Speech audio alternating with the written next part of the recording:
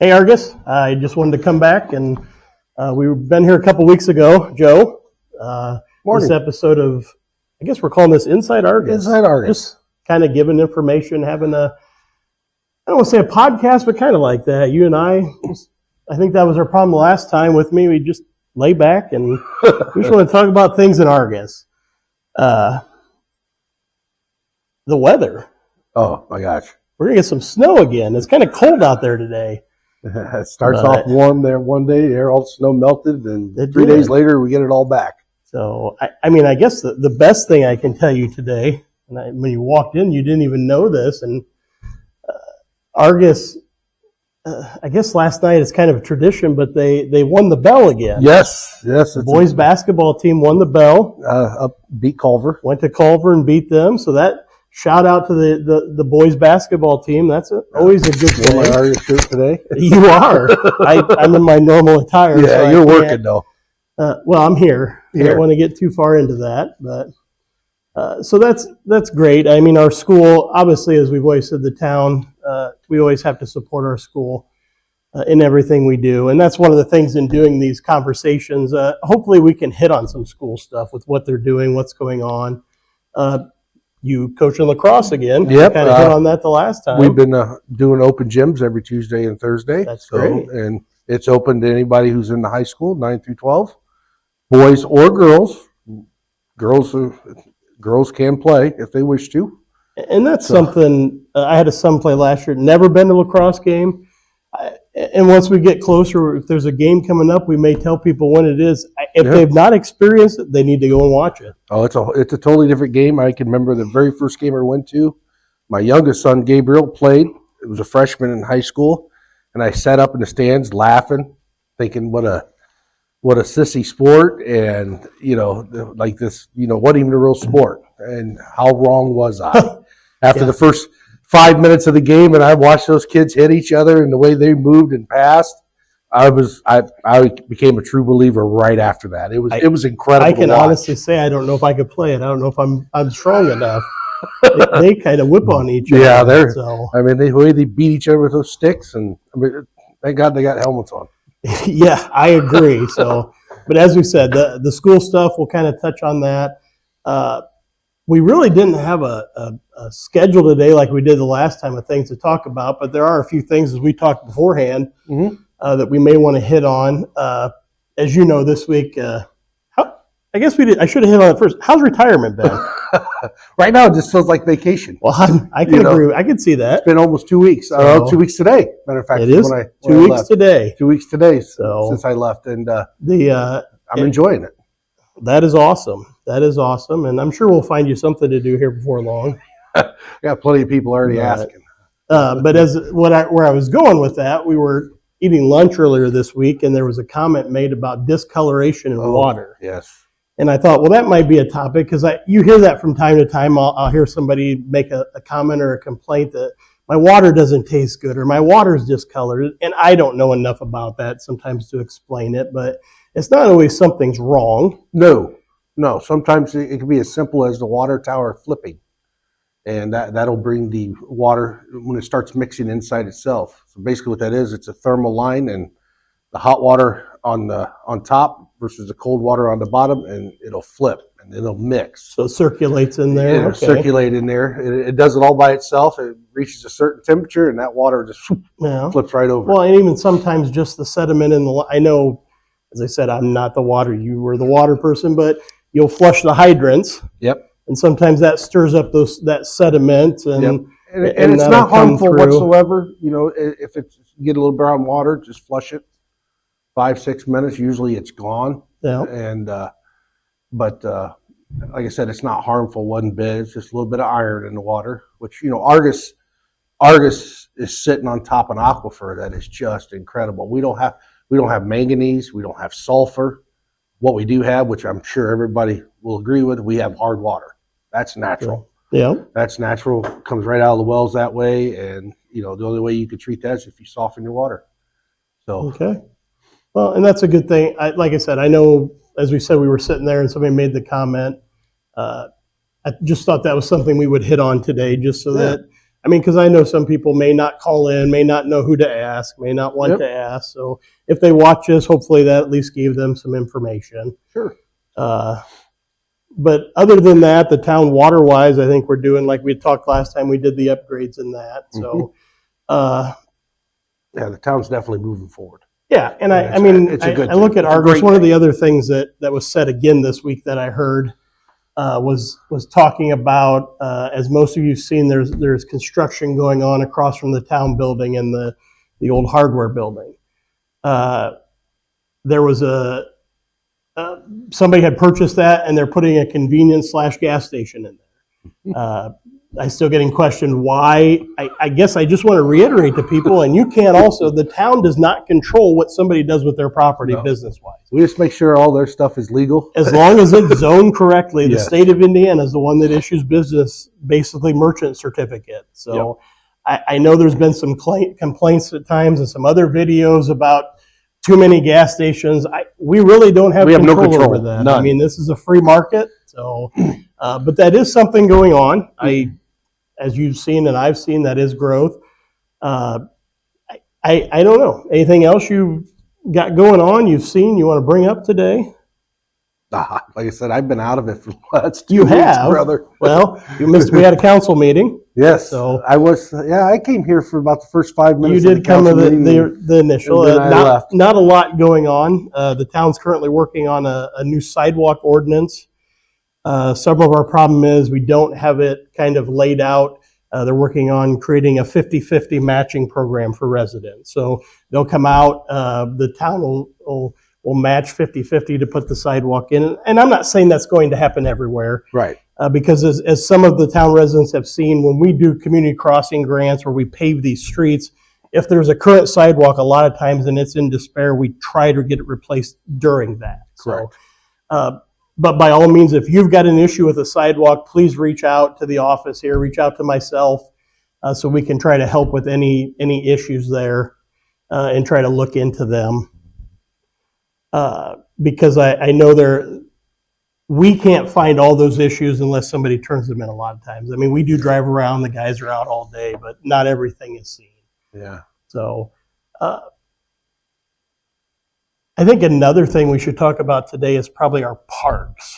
Eventually we'll have an episode. I think we'll bring Mark Dean in here, and maybe we'll go out to a park and we'll shoot one of these live from a park. But a topic that I know was brought up last year, I want to hit on you with, because you've been here since we put it in, is the splash pad. Yes. Last year we had some concern. Some of the, I know the bucket thing had some, I'm going to basically probably call it calcium buildup. Yeah, it's just. But the guys I just noticed the other day, I saw the work order come through where they're going to do some repair work, and I think they're going to paint those. But just so everybody knows that we're about at the 10-year mark for the splash pad. Yes. So I know one of the projects on my list, now if you saw my project list, you'd be shocked at the 35 things on it, but will be an upgrade and an update hopefully to the splash pad. But as everybody knows, everything takes money. So I can't tell you that'll be a 2025 project. But these are the type of things we work on. Well, we started out small with our splash pad, and the response to it has been just incredible. I mean, when I was coaching high school girls soccer and we were practicing there in the park, and you look over there when the girls are getting a drink, and that thing is just packed with kids. And the park right next to Cleary's park that he owns right there, all the kids that live in that trailer park, they come over. And I mean, the thing is busy constantly. If it's hot out, there's 10 to 15 kids there every single day. Well, and that's what I think our goal. I mean, what we try to accomplish when I say as the town, I know as a citizen, that's what I like. The more of those type of amenities we get them put in, as long as over time we can try to upgrade them, it's just best it helps us all. Everybody's quality of life's better. Yeah, I mean, I would love to go out and build a $10 million splash pad to where it had slides and everything, but I don't know if that's feasible in this day and age. So, but we can add on to it, and we throw a couple more little toys out there. They've done items. that, and I mean, I guess why we're talking right there where the splash pad is, I'm going to give kudos to Joe, who's a advisory board member for Walnut Township, they donated the money to put the pickleball court in. Yes, we'd like to see that expand one day. So that was another asset that was just added to our park. Yes. And when I say our park, I should clarify in community park, because we do have 4 parks per se. So in community park, which we call the main park, I don't know if you've seen, but they actually did just purchase another 8.5 acres to square that park up. I can't tell you at this time, there's no finalized plans for expansion on what will go in there, but they did secure that property so that in the future there can be more growth. I've seen everything from people want more basket or softball fields and baseball fields to we've even talked about adding a soccer field, amphitheater. There's all sorts of stuff, and I'm sure when we get to that park point in time, the park board probably will do like a survey thing. We'll make a survey when, up when for we them. first started really hitting the park hard, your father, John, he sent out a survey all through the town, and the response was wonderful. I mean, we got a lot of response back for that back then, and so it kind of led us, because the town guys did a lot of the work out there, the main pavilions and stuff like that. We hired Easter Day and hired a company that got the bid for that, but all your regular sidewalks and little things that were poured out there, that was all done by the town of Argos employees. And that helped us able to afford to do it. And yes. That was our matching portion to some grants we got. So by all means, and people have heard me say this 100 times, we have some of the best park systems in northern Indiana, and I truly believe that. I mean, we have been able to excel. I mean, you look at Community Park and Foker Park by the walking trails, the pond. I mean, it's just amazing. We got a 27 course disc golf course there, 27 holes. Adam Brinkoff, he's gotten with the school. He takes all the kids that are interested in that. He takes them out there 2 to 3 days a week and throws disc golfs with them during the spring and summer. So and that's what we need, those type of people that help. And I mean, I look at everything. I was at a basketball game the other day, and you sit there and you watch these kids play, and a lot of these parents sit in the stands and complain, and oh, you should do this, and oh, you should do that. I told my wife, I was sitting there, I said, I don't want to coach because I have a problem expressing myself sometimes, and probably shouldn't the way I do, but why can't you help out other ways? And I think everybody needs to look at trying that in some way or another. But getting back to the parks, we get off on tangents, but that's all right. Yeah. So obviously we'll have some change coming here at some point in time. I mean, we bring these things up, and that's the bad thing about growth, about what the job that I do. We may have an idea today, and it may be 3 to 4 years before it's actually implemented. So things just take time. And money. Money. Everything costs today. Everything does. It does. But other than that, we know that Argos is still a great place to live, and everything is moving. How many houses we have left to sell? That are actually for sale. Or we're getting ready to build a few more, but right now, actually on the market in Deerfield, I think there's 3. And the ones in Colonial are all done, and that's the type of things we look at. Obviously, I'm at a point now, we've got 21 lots left in Deerfield. We're starting to look at where that next spot of expansion will be. That's pretty good. I mean, people are moving into town. They're buying, and Argos is a good place. Argos gets a lot of bad feedback from people at times over our utilities. Yeah. We got high utilities. Well, the problem they don't think about, living in Argos, I get one bill. It's got my water, sewer, trash, electric, everything's in one.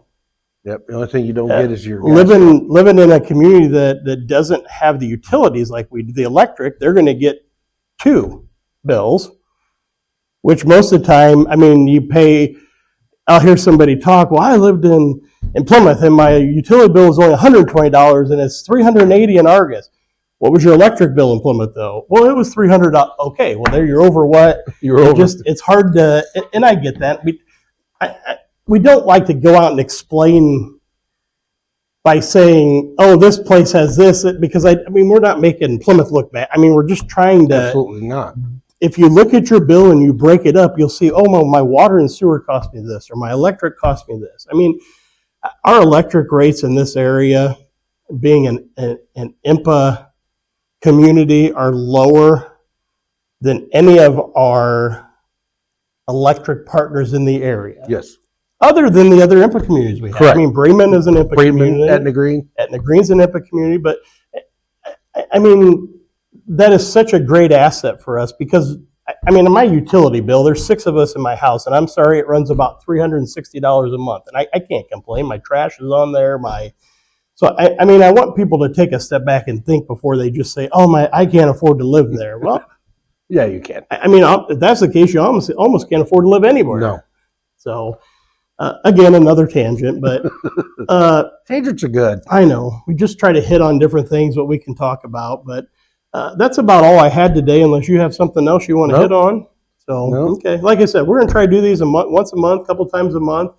There'll be more stuff going on here coming up. Once it warms up, it's cold out there, so stay warm, people. It is cold. Stay warm. And I know a couple things to hit on right before we're done. Coming up, I try to give you items coming up. Our next main thing I know coming is in April. I believe it's April the 19th. That's when we'll have the fireman breakfast, the Easter egg hunt. I think they've labeled that as Easter in Argos, so put that on your calendars. There'll be more information coming out about that. But the other thing, really quick, I hit on it the last time, and I'm going to bring it up again today. We've not gone live 100% with it, but it is available in the App Store and the Play Store. If you go in and you search Discover Argus, you're going to find our new app. Download that, kind of play with it. It'll give you notifications. You can set some things out to it. Just something else we're trying to get the word out there on stuff going on in events. So kind of a good picture of it, but shows our water tower. What can you say? So, but like I said, I think we've hit on enough today. So, one more thing, if you have an issue or there's something you want to bring up and you're scared, well, I don't want to be the one to say it. Please call the town hall. You can hit my extension, which is 255. You can talk to me about anything. I'm not going to come on front of this camera or put it on Facebook that Jimmy Smith down here wants to know why the town workers are doing this. By all means. If you've got a concern, you've got a question, you want us to try to answer it, Joe, or myself, Joe can even answer it. He worked here for 30-some years. He's on the outside now. He's somebody, if he needs to come and talk to you, by all means. We're just trying to give people an outlet that they may not have had. Yep. So you had a 574-892-5717 is the girl's number. Yep. Give them a call. And happy Valentine's Day.